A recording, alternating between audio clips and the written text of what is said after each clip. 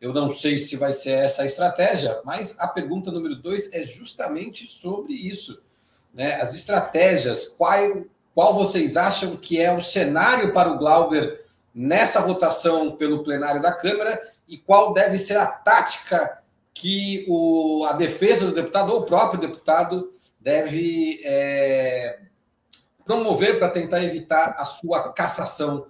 Quem começa respondendo é a Rose Martins.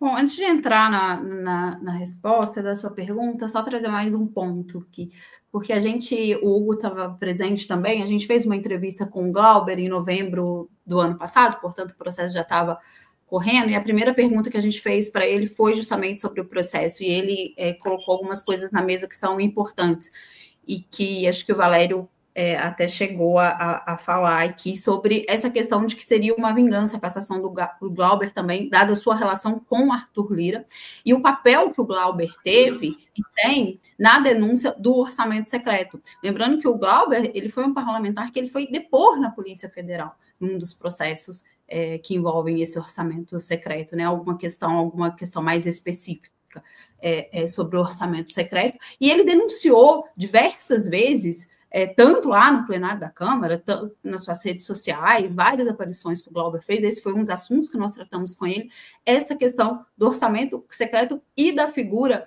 do Arthur Lira. Inclusive, há vários vídeos na internet, as pessoas podem acessar, de embates entre ele e o Lira, e que o Lira falando claramente que desejava que o Glauber perdesse seu mandato, que era uma vergonha ter um parlamentar como o Glauber, e que, enfim, e que ia chamar a polícia para retirar o Glauber do plenário da Câmara. Então, assim, uma relação muito conflituosa, justamente porque o Glauber representa essa postura combativa e de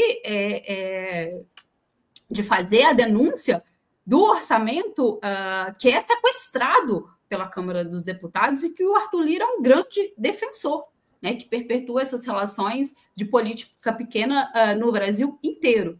Enfim, feito esse registro, que eu acho importante, porque, inclusive, além do próprio Arthur Lira, a Sâmia compartilhou nas suas redes uma captura que algum jornalista fez do Nicolas Ferreira numa ligação com o Bolsonaro durante a audiência de votação.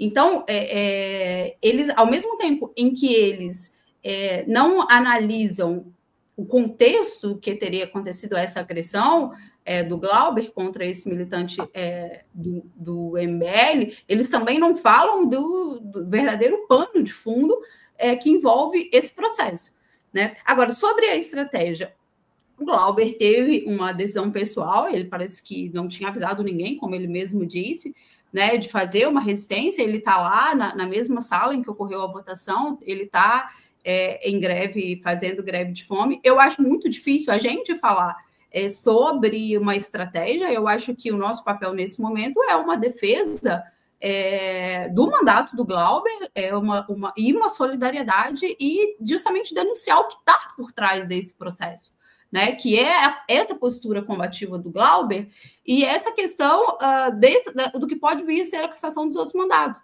Que aí a gente está falando de um outro tipo de gente, né? A gente está falando de uma deputada que correu atrás de um cidadão armado na cidade de São Paulo e de um deputado que é acusado de matar uma vereadora, de mandar matar uma vereadora. Então, são de naturezas totalmente distintas. Então, eu acho que, assim, eu não sou a melhor pessoa para falar sobre essa estratégia, qual estratégia deve ser seguida. Eu deixo aqui a minha solidariedade, meu apoio ao Glauber, e deixando claro que esse processo não diz respeito a uma agressão a um militante do MBL que opera com essas práticas aí, políticas muito desleais.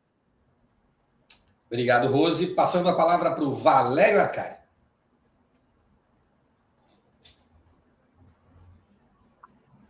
Eu penso que, Vitor, o cenário é desfavorável no plenário, mas não creio que a decisão seja reversível, uma luta em curso, há uma disputa. É evidente que é desproporcional a punição que saiu da Comissão de Ética, ou seja, como lembrou a Rose, a Zambelli...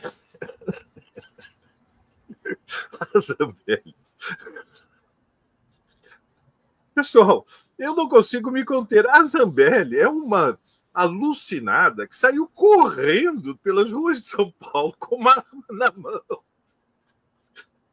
Nós estamos falando de... O Brazão é um arquiteto do assassinato da Marielle. Nós estamos falando de psicopatas.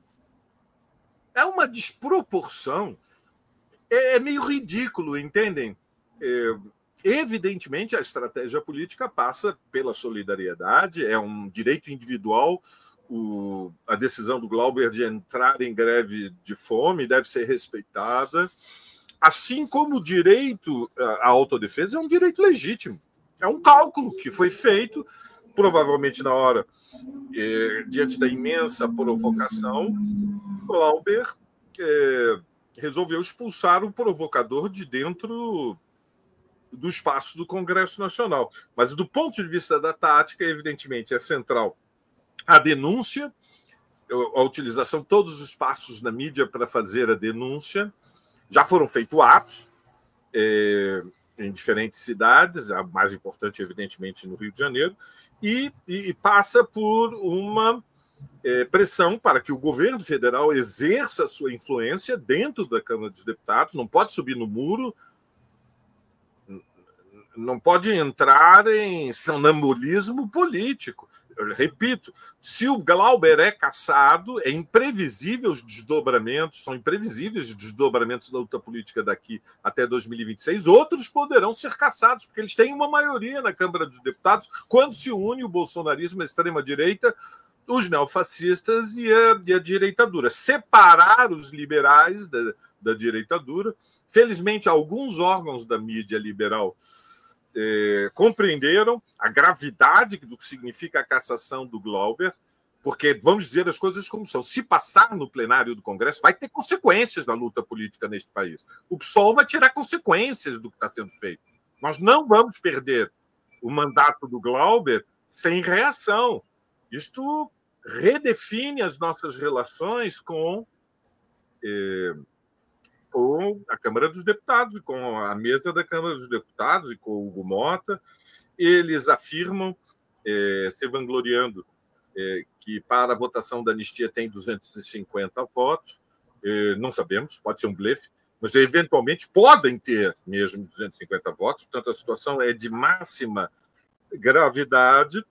Agora, o Hugo Mota sabe que, se Glauber é cassado e é aprovado o projeto de anistia, a Câmara dos Deputados entra em rota de colisão com o Senado, com o governo federal e com o Supremo Tribunal Federal. E, portanto, o destino do Hugo Mota também está na mira de fogo.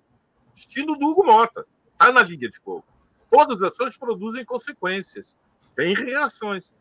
Então, é um episódio que é muito mais do que simbólico, é uma ofensiva política e que tem que ser derrotada a qualquer preço. Obrigado, Valério.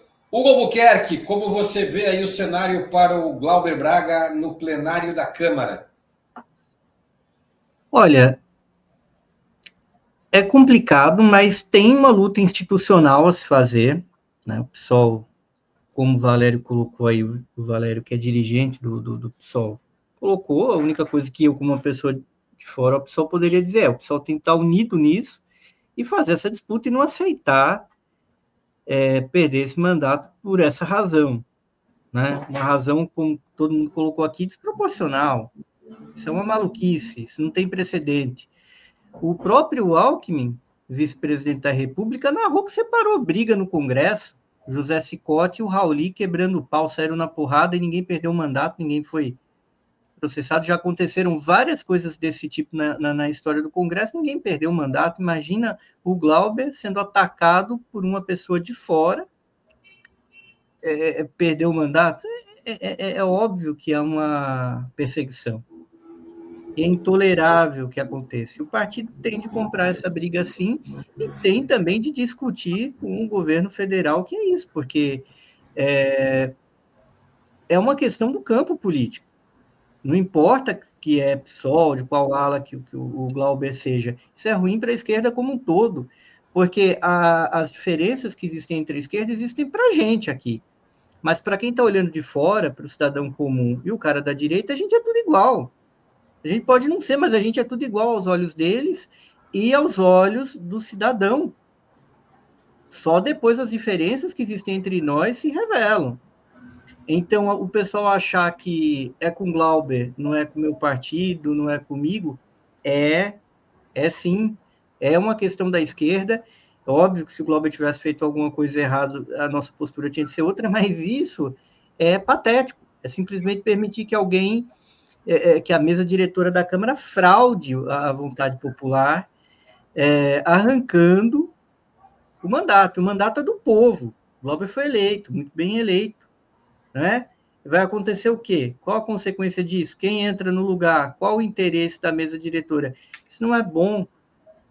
Isso é uma coisa escandalosa e, de novo, que me preocupa é o precedente. Não é o passado, não é o presente, é o precedente que isso abre. Porque o pessoal está achando que é com Glauber, que já seria por si só grave, é claro, não é só com Glauber, não.